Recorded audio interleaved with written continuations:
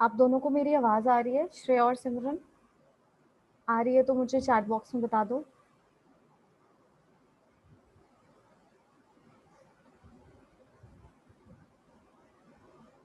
Okay, सो मुझे नहीं लगता अभी कोई ज्वाइन करेगा क्योंकि इट्स टू लेट एंड अभी तक नहीं किया and most of them have not seen the message even. तो it's okay, we'll start, we'll not wait for anyone.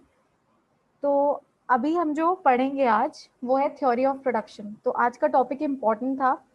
So those who have miss they think कि recorded lectures मिल ही जाते हैं तो miss करने में भी कोई हार्म नहीं है, लेकिन I don't think this is a good approach.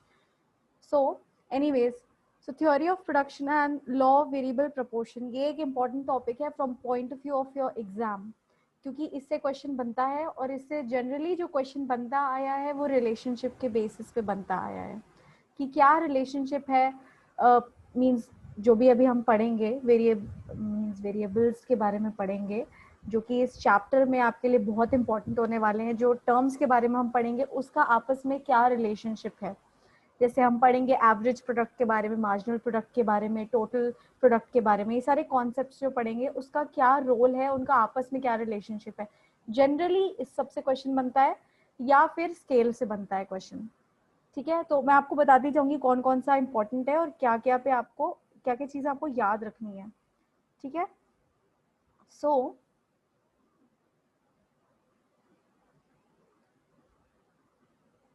सबसे पहली बात, what is theory of production. Theory of production होता क्या है। देखो, अभी तक जितनी भी हमने कॉन्सेप्ट्स पढ़े वो बिजनेस इकोनॉमिक्स के लिए एंड बिजनेस के लिए स्पेसिफिकली बहुत इंपॉर्टेंट थे। यहाँ पर अगर एक बिजनेस की बात हो रही है, मैन्युफैक्चरिंग कंसर्न की बात हो रही है, जो मैन्युफैक्चर करता है, अभी तक जो टर्म्स पढ़े थे वो सबके लिए इंपॉर्टेंट थे, वेदर और not it is a manufacturing concern. अब जो हम पढ़ने जा रहे हैं it's mainly for those forms और फॉर दोज फैक्ट्रीज जहाँ पर प्रोडक्शन एक्टिविटी हो रही है। मतलब वो सेलर्स जो कि not only they are selling but those who are manufacturing, क्योंकि यहाँ पे प्रोडक्शन की बात हो रही है। एग्जैक्टली कौन प्रोडक्शन करता है? Seller need not be a producer, right, but a producer is a seller. So producer की यहाँ पे बात हो रही है और यहाँ पे प्रोडक्शन की बात होने वाली है। और प्रोडक्शन के केस में क्या आ जाते हैं? रिसोर्सेज की बात होती है। हमें पता है रिसोर्सेज चार तरीके के होते हैं, land, labour, capital and entrepreneur और द मैनेजर। ठीक है, तो थ्योरी ऑफ प्रोडक्शन में इन्हीं दोनों का रिलेशनशिप देखा जाता है, यानी जो रिसोर्सेज हैं वो और जो प्रोडक्शन हो रही है यानी जो आउटपुट प्रोड्यूस हो रहा है वो। सो रिसोर्सेज और आउटपुट के रिलेशनशिप को ही हम थ्योरी ऑफ प्रोडक्शन में पढ़ते हैं। सो फर्गसन ने कैसे डिफाइन किया था थ्योरी ऑफ प्रोडक्शन को? It consist of how the producer given the state of technology combines the various inputs to produce a definite amount of output in an economically efficient manner. Now यहाँ पे बोला है कि state of technology given है, तो ये एक आपका इस डेफिनेशन से एक अजम्पशन भी निकल के आ जाता है कि अज्यूम किया जाता है कि टेक्नोलॉजी जो है it is given and it will remain constant. क्योंकि जब आगे आप लॉ वेरिएबल प्रोपोर्शन वगैरह पढ़ोगे तो वहां पे आप नोटिस करोगे कि other things will have to remain the same in order to study the relationship between these two. Otherwise इन दोनों का रिलेशनशिप के बीच में अगर एक मॉडरेटिंग वेरिएबल आ जाएगा यानी टेक्नोलॉजी आ जाएगा और अगर वो बदलेगी, वो चेंज होगी, तो इसके रिलेशनशिप को वो हैम्पर करेगी। ठीक है, तो खैर, theory of production it seeks to explain the relationship between the input and the output। ये अगर एक कॉमन ले मैन की लैंग्वेज में बात करें तो हम ये बोल सकते हैं कि it is the relationship between input and output. Next, so अभी मेनली हमारे कंसर्न्स ये दो हैं। हमें प्रोडक्शन फंक्शन जानना है कि क्या होता है, और हमें जानना है कि जो लॉज ऑफ प्रोडक्शन है या लॉज ऑफ रिटर्न है वो क्या क्या हो सकते हैं। ठीक है, तो यही दोनों से मेनली आपके क्वेश्चंस आएंगे। Let's see further. नाउ सबसे पहले प्रोडक्शन फंक्शन क्या होता है इसको समझते हैं।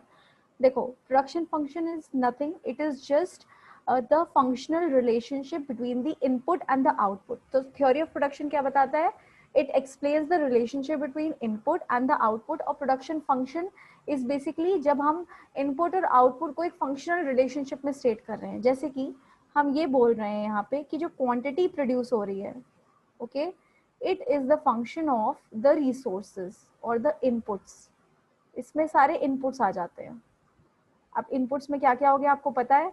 सो क्वांटिटी प्रोड्यूस, जो quantity produce of supposedly x commodity produce हो रही है, तो एक्स की जो भी क्वांटिटी होगी that will be determined on the basis of function of the inputs. अब ये इनपुट्स क्या क्या हो सकता है, ये इनपुट लैंड भी हो सकता है, मशीनरी भी हो सकती है यानी कैपिटल भी हो सकता है, लेबर भी हो सकता है. ओके, लैंड को मैं ऐसे दिखा देती हूँ LD. So land, capital, labour and of course the organiser of all the resources or the entrepreneur. So these are the 4 factors of production. तो ये इनपुट्स, ये बोला गया है कि जो भी क्वांटिटी प्रोड्यूस होगी it will be actually the function of these inputs. जो भी इनपुट्स लग रहे हैं इस पर्टिकुलर क्वांटिटी को बनाने में, और जो क्वांटिटी है वो डिपेंड करेगी ऑटोमेटिकली. यहाँ पे अगर मैं quantity is equals to functional relationship लिख रही हूँ का मतलब ये हो गया कि this thing will is going to depend upon these things, right. जो भी आपको आपने पढ़ा होगा अपने मैथ्स में भी जब पढ़ा होगा y is equals to a plus B X के बारे में. सो a प्लस बी एक्स में क्या होता है कि यहाँ पे ये इक्वेशन क्या स्टेट करती है कि y is dependent upon x, right. So ये इक्वेशन आपको पता होनी चाहिए कि अगर ऐसे कुछ स्टेट हो रहा है तो जो लेफ्ट साइड पे लिखा होगा it is the dependent variable. Always keep that in mind. So production function क्या बोलता है कि function, it is the functional relationship between the quantity of good produced, that is the output, and the factors of production which are the inputs necessary to produce it. ठीक है, let's give the definition. So दो factors of production के बारे में, जब हम factors of production की बात करते हैं या जब हम इनपुट्स की बात करते हैं तो हम उसको दो कैटेगरीज में बांट सकते हैं. एक हो जाते हैं फिक्स्ड फैक्टर्स, एक हो जाते हैं वेरिएबल फैक्टर्स. एंड मीनवाइल अगर आप लोगों को मेरी वॉइस ब्रेकेज होती है या कुछ होता है तो आप लोग बता देना, ठीक है, इंटरनेट का, क्योंकि यहाँ पे बहुत ज़्यादा आज अच्छा कनेक्शन नहीं था सुबह से ही. So there may be a case जहाँ पे वॉइस ब्रेकेज हो, सो आप दोनों बता देना. सो फिक्स फैक्टर और वेरिएबल फैक्टर में क्या डिफरेंस है. देखो, फिक्स फैक्टर वो होता है जब हम उन फैक्टर्स ऑफ प्रोडक्शन की या उन इनपुट्स की बात करते हैं जो ऑलमोस्ट या रिलेटिवली जो कि फिक्स्ड रहते हैं over a period of time, जिनको बहुत ज़्यादा चेंज हम नहीं कर सकते. Okay, so they can not readily be changed. बहुत ईजी और फीजिबल नहीं होता उनको चेंज कर पाना. अब जैसे एक मशीनरी को ही ले लो, मशीनरीज, इतनी बड़ी बड़ी मशीनरीज अगर हमने फैक्ट्री में इंस्टॉल कर रखी हैं, ठीक है, तो इट इज़ नॉट पॉसिबल कि एक महीने बाद या कुछ समय बाद हमारा मन किया हमने उस मशीनरी को चेंज कर दिया. सो हमारे को ये मशीनरी को चेंज करना उतना आसान नहीं होगा. लेकिन वही हम बात करें लेबर की, तो अगर हमें कोई लेबर का काम पसंद नहीं आ रहा तो हम उसको आज ही फैक्ट्री से निकाल सकते हैं और कल एक नया लेबर हायर कर सकते हैं. सो जनरली ऐसा कुछ कैटेगरी नहीं है, लेकिन it depends upon firm to firm and upon the period. अभी हम पढ़ेंगे कि कैसे टाइम पीरियड से वेरी करेगा कि फैक्टर्स फिक्स्ड होते हैं या वेरिएबल होते हैं. लेकिन अभी अगर थोड़ा ले मैन की लैंग्वेज में समझे तो fixed factors which are not readily changing. तो ऐसे फैक्टर्स है, ऐसे equipments which can not be easily changed, जैसे की मैनेजरियल पर्सनल हो गया या फैक्ट्री स्पेस हो गया, that is the land. Okay, और the major pieces of equipment जैसे कि मैंने मशीनरी का एग्जांपल लिया, तो ये सब जनरली फिक्स्ड होते हैं. एंड वेरिएबल क्या होते हैं, जिनको आप वेरी कर सकते हो, आप चेंज भी कर सकते हो, एंड ऑल्सो उस पर पूरा प्रोडक्शन डिपेंडेंट है. यानी जितना हम इसको बढ़ाएंगे, देखो फिक्स फैक्टर्स को आप अवॉइड नहीं कर सकते. Like I said, you can not change it, you can not avoid it. That means अगर आप इलेक्ट्रिसिटी की बात करो तो आप अगर या रेंट की बात करो तो आपको पता होगा कि अगर आपने रेंट ले रखा है, आप प्रोड्यूस वहां पे करोगे या नहीं. आपको अगर रेंट देना है तो देना है ओनर को, ठीक है, आपको रेंट देना है तो देना, no matter whether you are carrying out production over there or not. Similarly अगर और इलेक्ट्रिसिटी की बात करें तो there is a certain minimum electricity bill that you will be paying to the electricity department. So ये सारे unavoidable हो जाते हैं फैक्टर्स, जिनको हम प्रोडक्शन से वेरी डायरेक्टली नहीं कर सकते. लेकिन हम वेरिएबल फैक्टर की बात करें तो वहां पर द यूसेज रेट, जितना हम प्रोड्यूस करेंगे उतना ही हम वेरिएबल फैक्टर को भी कंज्यूम करेंगे. जैसे लेबर हो गया, अब लेबर को भी हम एक वेज पेमेंट करते हैं. कब करते हैं, जब वो कुछ फैक्ट्री में इन्वॉल्व होता है या कुछ प्रोड्यूस करने में हेल्प कर रहा होता है. तो अगर वो नहीं करेगा तो वो उसको वेज नहीं मिलेगी उस दिन की. कहने का मतलब है कि यहाँ पर ये जो फिक्स वेरिएबल कॉस्ट होती है यानी वेरिएबल फैक्टर्स पे जो कॉस्ट लगती है that will be directly proportional to the production. जितना प्रोडक्शन होगा उतनी ही वेरिएबल कॉस्ट भी आएगी, और वेरिएबल कॉस्ट का मेरा मतलब यहाँ मैं कॉस्ट कन्वर्जन करके बता रही हूँ कि उतनी ही जो कंपनी है उसको कॉस्ट लगेगी या उतना ही कंजम्पशन होगा वेरिएबल फैक्टर्स का। सो जैसे आ गया ट्रांसपोर्टेशन, आ गया इलेक्ट्रिकल पावर कंजम्पशन, मैंने कहा जैसे मिनिमम है वो फिक्स्ड में आ जाएगा जो आपको पे करना ही करना है, और एक और एक्स्ट्रा पावर कंजम्पशन कब आएगा, जब आप फैक्ट्री को सच में चलाओगे, right. So these come under the variable factors of production. Now सबसे पहले आगे बढ़ने से पहले मैं आपको बता दूं कि प्रोडक्शन फंक्शन की जब हम बात करते हैं तो दो तरीके से प्रोडक्शन फंक्शन को हम डिवाइड कर सकते हैं। ओके एक हम on the basis of period यानी time, on the basis of अगर पीरियड हम उसको डिवाइड करना चाहें तो हम उसको दो कैटेगरीज में बांट सकते हैं, और इन दो कैटेगरीज का नाम क्या है, शॉर्ट रन और लॉन्ग रन। तो लॉन्ग रन और शॉर्ट रन प्रोडक्शन फंक्शन में हम इसको बांट सकते हैं। कहने का मतलब है ये अज्यूम किया गया है कि जो शॉर्ट पीरियड के लिए, जो शॉर्ट पीरियड है उसके लिए अगर जब प्रोड्यूसर प्रोड्यूस करना चाहेगा या अपनी प्रोडक्शन एक्टिविटी को करेगा तो वहां पे वो वेरिएबल और फिक्स्ड फैक्टर्स में अपने रिसोर्सेज को डिवाइड कर सकता है। ठीक है, शॉर्ट रन प्रोडक्शन फंक्शन में जब हम बात करते हैं तो वहां पे हम ये बोल सकते हैं कि the producer will be able to categorise the resources on the basis of fixed variables, fixed factors and the variable factors, right. क्यों? क्योंकि शॉर्ट रन में इतना समय नहीं मिल पाता कि अगर उसको चेंज करना चाहे वो तो फिजिबली वो चेंज कर दे। तो यहाँ पे माना गया है शॉर्ट रन में द प्रोड्यूसर, शॉर्ट रन यानी शॉर्ट पीरियड ऑफ टाइम के लिए, जनरली लेसर देन 1 ईयर, ठीक है। तो वहां पर क्या ये प्रोड्यूसर के लिए पॉसिबल नहीं हो पाएगा to change all the factors of production, इसलिए माना जाता है कि वेरिएबल और फिक्स की कैटेगरी में इसको हम डिवाइड कर देंगे। Whereas in long run ये माना जाता है कि long run is a very great period, means great period enough कि हम प्रोडक्शन को पूरा का पूरा बदल सकते हैं, हम रिसोर्सेज को पूरा का पूरा बदल सकते हैं। तो वहां पे हम मान लेंगे कि प्रोडक्शन पूरा का पूरा जो रिसोर्सेज है प्रोडक्शन के लिए यूज हो रहे हैं वो पूरे के पूरे वेरिएबल इन नेचर है, राइट। यहाँ पे नेचर ऑफ वेरिएबिलिटी की बात हो रही है, तो यहाँ पे नेचर ऑफ वेरिएबिलिटी केवल कुछ रिसोर्सेज की वेरिएबल होती है, और यहाँ पे सारे ही रिसोर्सेज को बदला जा सकता है, because it is assumed in economics की बहुत ही बड़ा पीरियड है कि रिसोर्सेज को हम बदल सकते हैं। हम चाहे तो मशीन भी चेंज कर पाएंगे, हम चाहे तो अपने बाकी कैपिटल या फाइनेंशियल हेल्प को भी हम बदल सकते हैं। देखो फाइनेंशियली भी तो हम आखिर पैसे लोन वगैरह जो ले रहे हैं वो भी इन लॉन्ग रन हम चेंज कर सकते हैं, उसके एवेन्यूज भी। सो लॉन्ग रन में वेरिएबल हो जाते हैं बाकी हमारे सारे रिसोर्सेज। तो लॉ ऑफ वेरिएबल प्रोपोर्शन की जब हम बात करते हैं तो वो शॉर्ट रन में होती है। क्यों शॉर्ट रन में लॉ ऑफ वेरिएबल प्रोपोर्शन की बात होती है? क्योंकि यहाँ पे कुछ फैक्टर्स को, जनरली वन फैक्टर को ही वेरिएबल माना जाता है and the other factors are assumed to be fixed, right.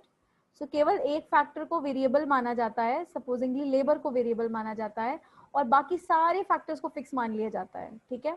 Land भी नहीं बदल सकते आप, कैपिटल भी नहीं बदल सकते, मशीनरी कुछ भी नहीं आप बदल सकते, ठीक है। सो इसीलिए इसका नाम है law of variable proportion, because यहाँ पर प्रोपोर्शनल रिलेशनशिप यानी रेशियो देखा जाएगा of those factors which are variable to those which are fixed, right. So let us see the definition of law of variable proportion. So it states that the quantity of one factor is increased, keeping the other factors fixed. यहाँ पर एक factor की बात हो रही है कि अगर वो इंक्रीज की जाती है, इंक्रीज की जा रही है कि मतलब क्या है, वेरिएबल है भाई, इंक्रीज की जा रही है, इंक्रीज ही करके तो देखेंगे ना, मतलब जब हम हमारे को प्रोडक्शन अपना स्केल कर, हमको बढ़ाना है अपना प्रोडक्शन, तो हम इंक्रीज करेंगे। यहाँ पे इंक्रीज का मतलब ये नहीं कि डिक्रीज नहीं किया जा सकता, दोनों किया जा सकता है, means it can be changed, okay.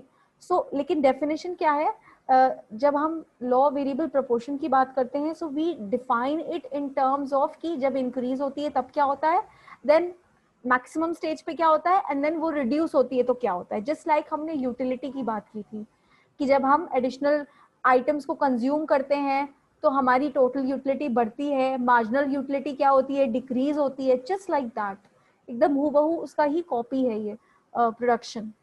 ठीक है, तो आपको याद होगा वहां पे टीयू और मार्जिनल यूटिलिटी जब मैंने पढ़ाया था, तो जो उन दोनों का रिलेशनशिप था वहां पे यही रिलेशनशिप यहाँ पर टोटल प्रोडक्शन और मार्जिनल प्रोडक्शन का होगा। ठीक है, सो यहाँ पर जब one factor is increased keeping the other factors fixed, so the marginal product of that factor will eventually decline। यानी यही बोला जा रहा है, जैसे वहां पे यूटिलिटी के केस में हमने पढ़ा था कि मार्जिनल यूटिलिटी अल्टीमेटली क्या होगी, फॉल होगी, डिक्रीज होगी, यहाँ पे भी वही बात होगी। This means that up to a use of a certain amount of variable factor, marginal product of that factor may increase, and after a certain stage it starts diminishing। इसीलिए इसको क्या बोलते हैं, एक इस स्टेज को बहुत पॉपुलरली एक डिमिनिशिंग स्टेज भी बोलते हैं, क्योंकि फाइनली मार्जिनल प्रोडक्ट जो है हमारा डिमिनिश होता है। 3 स्टेजेस में डिवाइडेड है, लेकिन अभी मैं आपको बताऊंगी कि जो मोस्ट इंपॉर्टेंट स्टेज है वो डिमिनिशिंग स्टेज है। अभी मैं बताऊंगी कैसे, और ऐसे क्वेश्चन भी आ सकता है आपसे कि कौन सा स्टेज सबसे ज्यादा इंपॉर्टेंट है। ठीक है, तो अल्टीमेटली क्या हो जाएगा, प्रोडक्शन डिमिनिश होगा। When the variable factor becomes relatively abundant, the marginal product may become negative। Okay, जब यहाँ पर बात हो रही है, जो लॉ वेरिएबल प्रोपोर्शन को पूरा पूरा डिस्क्राइब किया जा रहा है, it is being described on the basis of the marginal product, that is on the basis of every successive unit of products increasing due to the increase in the variable factor। एक बात बताओ, जब हमने मान लिया है कि हमारे 2 तरीके के इनपुट्स हैं, ठीक है, वेरिएबल और fixed, short run production function की मैं बात कर रही हूँ, और शॉर्ट रन प्रोडक्शन फंक्शन में ही ये वेरिएबल प्रोपोर्शन की बात भी होगी। ठीक है, लॉन्ग रन में बात ही नहीं होगी, क्योंकि लॉन्ग रन में एवरीथिंग इज वेरिएबल, वहां पे हम प्रोपोर्शन की बात नहीं करेंगे, बिकॉज एवरीथिंग इज मूविंग और varying in the same proportion. ठीक है, यहाँ पर वेरिएबल प्रोपोर्शन है और लॉन्ग रन में सेम प्रोपोर्शन में इंक्रीज होता है, और सारे ही इनपुट्स इंक्रीज होते हैं। अभी मैं बहुत अच्छे से बाद में जब स्केल की बात करेंगे तो बताऊंगी आपको वो। सो कहने का मतलब है कि यहाँ पे क्योंकि एक फैक्टर की स्टडी हो रही है in relationship to the other factors which are fixed, which are same, तो यहाँ पे बोला जा रहा है कि जब वो फैक्टर अबंडेंट हो जाएगा, यानी जब वेरिएबल फैक्टर हम इतना बढ़ा देंगे कि मार्जिनल प्रोडक्ट जो हमारा आ रहा है वो नेगेटिव आने लग जा रहा है, ठीक है, तब हमारे नेगेटिव रिटर्न्स हो जाएंगे। ओके, सो कुछ अजम्पशंस हैं, पहले ये पढ़ लेते हैं, फिर देखते हैं स्टेजेस क्या होते हैं। तो कुछ अजम्पशंस जो हैं, जो लॉ वेरिएबल प्रोपोर्शन को डिफाइन करते हैं, या in the possibility of these assumptions only that this law is स्टेटिंग true is because of the constant state of technology. ये तो हमने पहली डेफिनेशन में ही बात कर ली थी कि जो स्टेट ऑफ टेक्नोलॉजी है, it is not going to change, it will remain constant, it will remain unchanged. और अगर इम्प्रूव, क्योंकि अगर इम्प्रूवमेंट हो गई टेक्नोलॉजी में तो अपने आप एमपी क्या हो जाएगा, राइज हो जाएगा, और असली में क्या होता है, always marginal product decreases, right. So then next is fixed amount of other factors. हम मान लेते हैं कि जो बाकी के फैक्टर्स हैं वो फिक्स्ड हैं, राइट, केवल एक ही फैक्टर हमारा वेरिएबल माना जाता है लॉ ऑफ वेरिएबल प्रोपोर्शन में। So there must be some inputs whose quantity is kept fixed. It is only in this way that we can alter the factor। यही तो मैं उस समय बात बता रही थी आपको कि यहाँ पे स्टडी हो रहा है variable factors is to the fixed factors, right. इसी का प्रोपोर्शन देखा जा रहा है, और इसी के रिलेशनशिप की वजह से जो आपके रिटर्न्स में बदलाव आ रहा है, यानी जो मार्जिनल प्रोडक्ट में बदलाव आ रहा है, ये स्टडी किया जा रहा है in case of law variable proportion. तो जब ये दोनों का कुछ एक प्रोपोर्शनल रिलेशनशिप हो रहा है, यानी जो चेंजेस हो रहे हैं, मान लो एक ही वेरिएबल है और यहाँ पे अभी एक वेरिएबल है, एक इनपुट है, और यहाँ पे 5 ऐसे इनपुट्स हैं जो फिक्स्ड हैं। अब यही वेरिएबल इनपुट को हमने 1 यूनिट से बढ़ा दिया तो 2 हो गए, फिर और बढ़ा दिया तो 3 हो गए। कहने का मतलब है इस वेरिएबल को और बढ़ाया जा रहा है इन ऑर्डर टू सी। यहाँ पे तो ये 5 ही रहेगा, यहाँ पे कांस्टेंट रहेगा। जितने हम पहले, जो लैंड हम पहले यूज कर रहे थे वो आज भी यूज कर रहे हैं, जो कैपिटल हम, जो मशीनरी हम पहले यूज कर रहे थे वो आने वाले कल में भी यूज कर रहे हैं। लेकिन यहाँ पे हमारा लेबर है, अगर हम लेबर को वेरिएबल मान ले तो वो बदल रहा है केवल, तो लेबर को हम इंक्रीज कर रहे हैं in order to see that what change it is bringing in terms of marginal product, right. So बाकी सारे फैक्टर्स को फिक्स्ड मान लेते हैं। Then the possibility of varying the factors proportions. Now ये हमें ध्यान में रखना है कि फैक्टर प्रोपोर्शन बदलना चाहिए। So there should be a possibility कि हम इस प्रोपोर्शन को, जो कि मैंने अभी दिखाया वेरिएबल इज टू फिक्स्ड, इसको बदल पाएं। ठीक है, so law does not apply if the factors must be used in fixed proportions to yield a product. यानी अगर हम इसको फिक्स प्रोपोर्शन में बढ़ाने लग जाए, यानी जितना हमने वेरिएबल को बढ़ा दिया है उतना ही फिक्स को बढ़ा दे, so then the law will not hold good.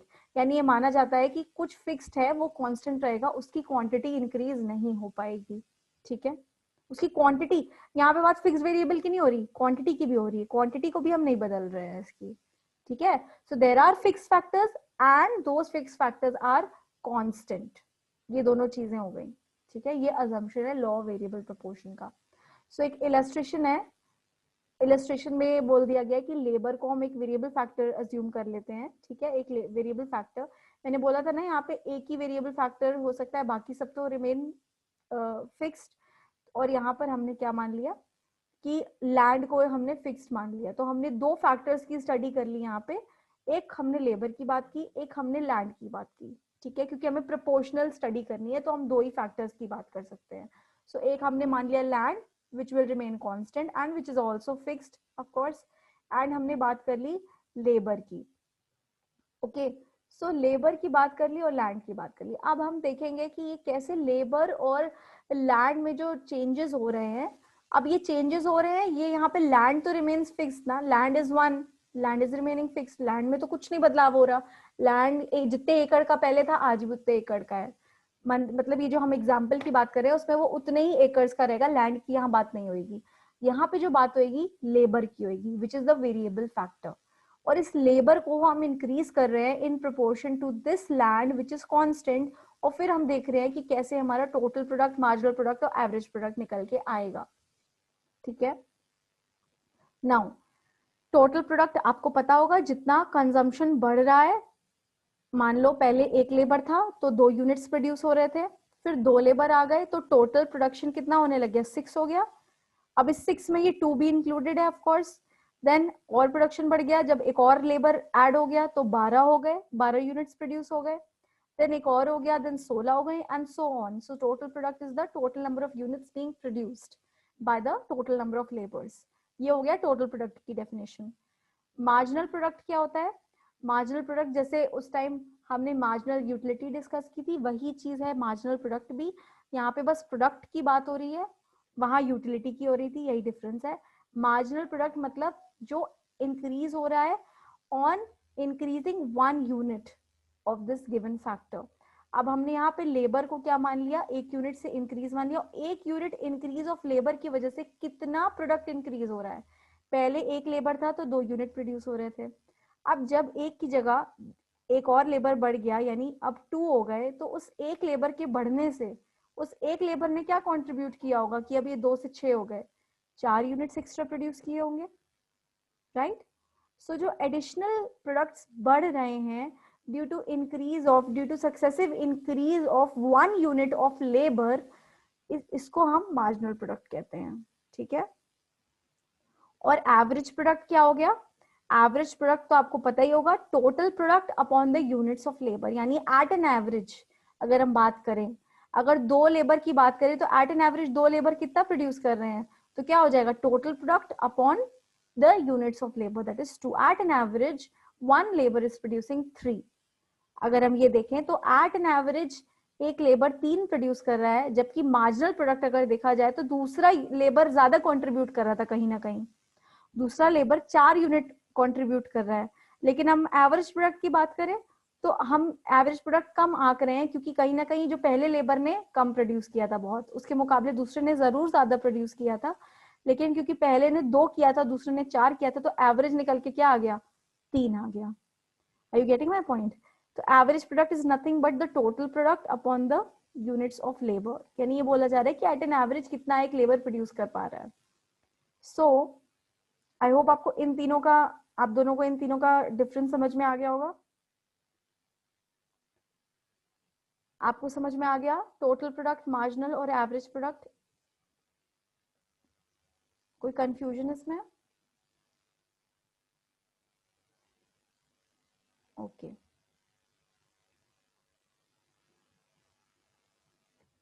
सो अब ये 3 स्टेजेस ऑफ प्रोडक्शन है, इसको एक कर्व में डिफाइन किया गया है कि क्या है ये स्टेजेस, ये हम कर्व में देखते हैं, ठीक है, ग्राफिकल रिप्रेजेंटेशन देखते हैं इसका।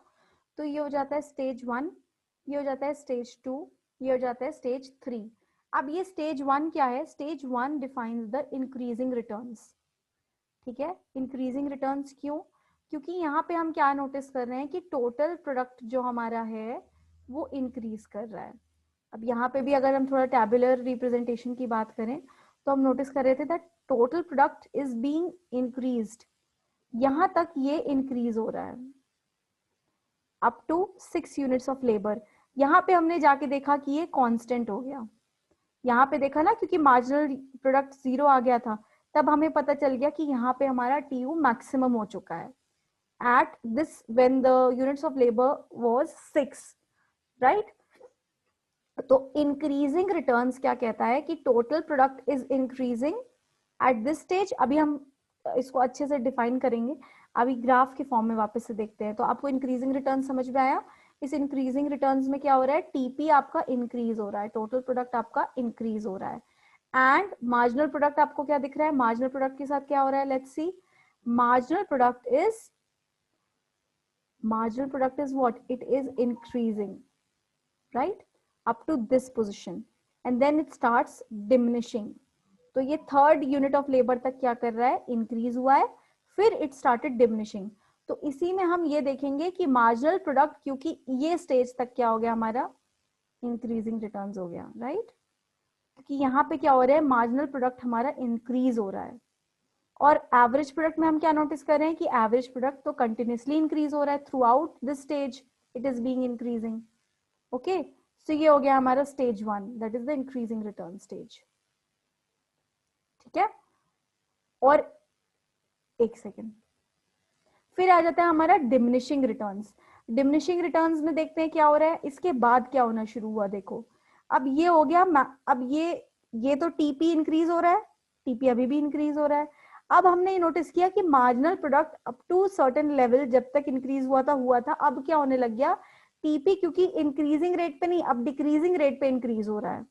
तो इसी वजह से मार्जिनल प्रोडक्ट हमारा क्या हो जा रहा है? डाउन हो रहा है। यहां से हमारा मार्जिनल प्रोडक्ट डिक्लाइन होना शुरू हो जाता है। And at the end of this stage we'll notice that the marginal product reaches 0, that is TP हमारा सबसे ज्यादा हो जाता है, ठीक है। तो स्टेज 2 पे क्या हो रहा है कि MP डिक्लाइन हो रहा है, मार्जिनल प्रोडक्ट डिक्लाइन हो रहा है। और स्टेज 3 पे, स्टेज देखो, इसीलिए इसको डिमिनिशिंग रिटर्न्स बोलते हैं, क्योंकि मार्जिनल प्रोडक्ट हमारा डिक्लाइन हो रहा है। आपको इसीलिए मैं पहले ये दिखा रही हूँ टेबल, फिर ग्राफ साथ साथ दिखा रही हूँ ताकि समझते जाओ, ठीक है। तो यहाँ पे हमारा टीपी इंक्रीज हो रहा था at an increasing rate, right, at an increasing rate increase हो रहा था। देन और यहाँ पे हमारा एमपी क्या हो रहा था? It was also increasing, right, and TP was also, AP was also increasing. यही तो हमने नोटिस किया, यही हमने स्टेज 1 में नोटिस किया। यहाँ पे हमने क्या नोटिस किया? टीपी अभी भी इंक्रीज हो रहा था, but at an at a diminishing rate या at a decreasing rate, right? So TP increase हो रहा है but at a decreasing rate increase हो रहा है। MP it started falling, MP fall करना शुरू कर गया। और AP क्या हो रहा है, ये आप लिख लो अपनी अपनी कॉपी में। और AP क्या हो रहा है? AP के साथ क्या हुआ तो हमने देखा ही नहीं। Let's see what is happening to AP. So AP is also now declining. AP has also started declining, right? So AP is also declining. And what is happening at stage 3? Now at stage 3, since अब यहाँ पे at the end of the stage 2 हमने notice किया कि TP has reached the maximum, तो stage 3 पे क्या होने लग गया? TP starts falling down, okay? And यहाँ पर ये it was falling down and it reached 0. ये fall down तो हो रहा था, लेकिन at the end of the stage ये 0 पहुंच चुका था, क्योंकि TP भाई हमने नोटिस किया TP मैक्सिमम हो गई है, तो मार्जिनल प्रोडक्ट तो ऑब्वियसली 0 हो जाएगा। तो at the end of the stage MP reaches the 0 and at stage 3 क्या हो रहा है कि MP बिकम्स नेगेटिव, क्योंकि TP डिक्लाइन हो रही है। टोटल प्रोडक्ट जब डिक्लाइन होगा तो MP के साथ देखो क्या होगा, जब 18 से 14 हो गया हमारा टोटल ये प्रोडक्ट, तो मार्जिनल यूटिलिटी तो नेगेटिव में चली गई, राइट? तो MP starts declining, and declining, not only declining, it becomes negative, it declined even more than the zero.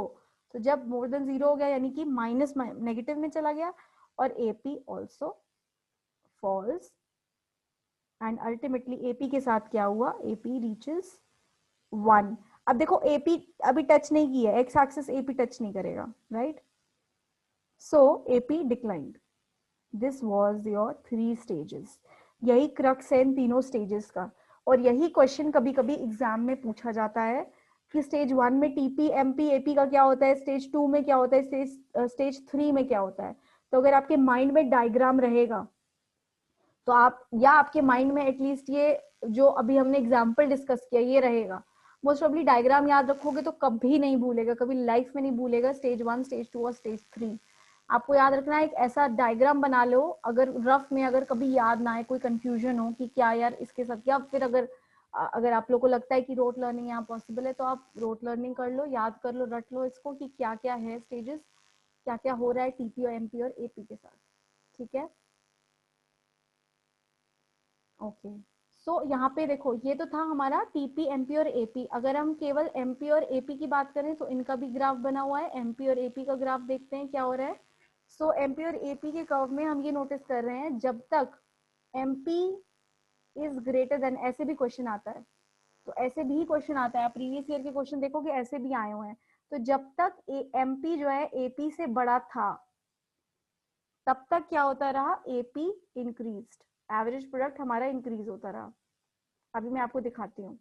फिर क्या हुआ, जब एमपी और एपी इक्वल हो गए, यानी मार्जिनल प्रोडक्ट और एवरेज प्रोडक्ट हमारे इक्वल हो गए, तब क्या हो गया, AP reach the maximum, AP maximum पे आ गया. Okay, AP reach the maximum. And in the third scenario, when MP was less than AP, then what happened, then AP started falling, AP fall करने लग गया. ठीक है, तो हो ये रहा है कि यहाँ पे आप नोटिस कर रहे होगे, ये देखो एमपी का कर्व है, right? This is the curve of MP, ये वाला जो ऊपर जा रहा है. तो एज लॉन्ग एज ये एमपी का curve it is greater than, क्योंकि जो ऊपर वाला कर्व है वो ग्रेटर देन एपी है, राइट? ये एपी कम हुआ, देखो इसकी स्लोप ज्यादा है ना, जिसकी स्लोप ज्यादा होती है यानी वो कर्व क्या है, ज्यादा है, यानी एमपी यहाँ पे ग्रेटर देन एपी है. तो जब तक ये एमपी ग्रेटर देन एपी है, तो एपी क्या कर रहा है, इट इज इंक्रीजिंग. देखो एपी कंटिन्यूसली इंक्रीज कर रहा है इस पॉइंट तक, इस पॉइंट तक. तो जब तक एमपी एपी से ज्यादा है, एपी इज इंक्रीजिंग. जब एमपी और एपी इस पॉइंट पे इक्वल हो गए, यानी एपी यहाँ पे मैक्सिमम हो गया था, ठीक है, एपी यहाँ पे मैक्सिमम हो गया. सो एमपी इक्वल टू एपी जब हो गया, तो एपी बिकेम मैक्सिमम. और जब एमपी यहाँ पे देखो लेस देन एपी हुआ, ये एमपी है हमारा, जब ये लेस देन एपी हुआ तो AP was also, it was falling, it was falling, right? Can you see it? देखो ये इंक्रीजिंग होता है और ये फॉलिंग होता है, इतना तो हमें बेसिक पता ही है. तो इस ग्राफ से समझ में आ पा रहा है. So it started following. तो ये फॉल कब हो रहा है, जब एमपी इससे घट रहा है, कम हो जा रहा है. इसका कर्व से ही आप समझ जाओ. तो ये हमें याद रखना है, ये भी रिलेशनशिप पूछा जाता है. It is very very important, it is also asked. APMP का तो बहुत ज्यादा आता है, एपीएमपी का आता है, टीपी और एमपी का आता है. ये दोनों रिलेशनशिप जरूर आते हैं, किसी भी तरीके से क्वेश्चन आ सकता है. ठीक है, तो ये स्टेजेस तो मैं डिस्कस कर ही चुकी हूँ. इंक्रीजिंग रिटर्न का, डिमिनिशिंग रिटर्न, यही स्टेजेस जो अभी मैंने डिस्कस किए ना, increasing return, diminishing return, negative return, यहाँ पे जो मैंने आपको एक्सप्लेन किया यही है, ये तीनों स्टेजेस. ठीक है, ये एक्सप्लेनेशन लिखा हुआ है. Let's not go into that, बस मैं स्टेज 2 डिस्कस कर लेती हूँ, डिमिनिशिंग रिटर्न्स वाला. देखो इसमें क्या हो रहा है, यहाँ पे अभी रीजंस हम पढ़ेंगे कि कॉजेस क्या होते हैं इन सारे रिटर्न्स के, ये अभी हम पढ़ेंगे. बट बिफोर दैट देखो, मार्जिनल प्रोडक्ट यहाँ पे 0 हो जा रहा है. हमने पढ़ा था ना कि ये देखो, ये मैंने डायग्राम में बताया ना कि it declines and ultimately reaches the 0. तो क्योंकि यहाँ पे एमपी जो है ultimately 0 eight the end of diminishing return stage पे हो रहा है, इसीलिए इस स्टेज को बेस्ट स्टेज बोला जाता है. ठीक है, अगर क्वेश्चन ऐसा आता है कि कौन सा stage is the best for the producer to produce, okay, तो कई लोग क्या करेंगे, इंक्रीजिंग रिटर्न पे टिक लगा के आ जाएंगे, थिंकिंग यहाँ पे तो रिटर्न ज्यादा मिल रहे हैं। Now diminishing is a negative word, negative तो वर्ड नेगेटिव खुद ही में है, यहाँ तो नेगेटिव रिटर्न्स खुद ही लिखा है। People will not choose this answer definitely, people will also not choose this seeing that यहाँ पे डिमिनिशिंग वर्ड लिखा हुआ है, ठीक है। लेकिन diminishing returns is the best stage to produce for any producer. Why? Because at the end of this stage the MP reaches the maximum. हमने जब यूटिलिटी डिस्कस किया था वहां पे भी मैंने आपको बताया था कि जब टोटल यूटिलिटी हमारी मैक्सिमम हो जाती है, वो कब मैक्सिमम होती थी? जब marginal utility was equals to 0। वो स्टेज ऑप्टिमम स्टेज होता था फॉर एनी कंज्यूमर, ठीक है। तो सिमिलरली ये प्रोड्यूसर के लिए भी ऑप्टिमम स्टेज होएगा, इसीलिए इम्पॉर्टेंट स्टेज है, because the firm will seek to produce in this range. इसी स्टेज में या इसी रेंज में प्रोड्यूसर प्रोड्यूस करना चाहेगा। So I have already explain this, so I am moving on to the causes. आपको समझ में आया? टीपी, एमपी, एपी सब कुछ समझ में आया, इनका आपस में रिलेशनशिप समझ में आया? तो हम आगे बात करते हैं फिर कॉजेज की। कॉजेज भी इंपॉर्टेंट है, ये पूरा टॉपिक ही इंपॉर्टेंट है, इससे क्वेश्चन आता ही आता है, ये भी याद रखना। समझ नहीं आया हो तो बता दो कोई भी टॉपिक, मेनली यही से आता है, इसी रिलेशनशिप से क्वेश्चन आता है। यास्मिन आप लेट आए थे, आपको आया समझ में?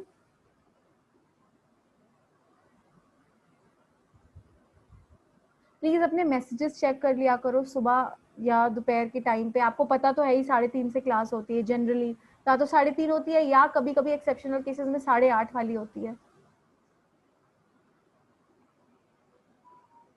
तो खैर, कॉजेज ऑफ एप्लीकेबिलिटी देखो। कॉजेज ऑफ एप्लीकेबिलिटी यानी जो ये लॉ है, ये सारे इंक्रीजिंग रिटर्न्स और डिक्रीजिंग रिटर्न्स, ये हमने जो भी लॉ ऑफ वेरिएबल प्रोपोर्शन में 3 स्टेजेस पढ़े, इसके कॉजेज क्या हो सकते हैं? तो बेसिकली इंक्रीजिंग रिटर्न्स और डिक्रीजिंग रिटर्न्स के हम कॉजेज पढ़ेंगे, ठीक है।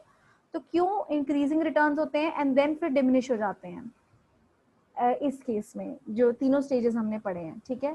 खैर, मीटिंग वाइंड अप होने वाली है 1 मिनट में, तो मैं एंड कर रही हूँ, आप लोग फिर से रिजॉइन कर लो।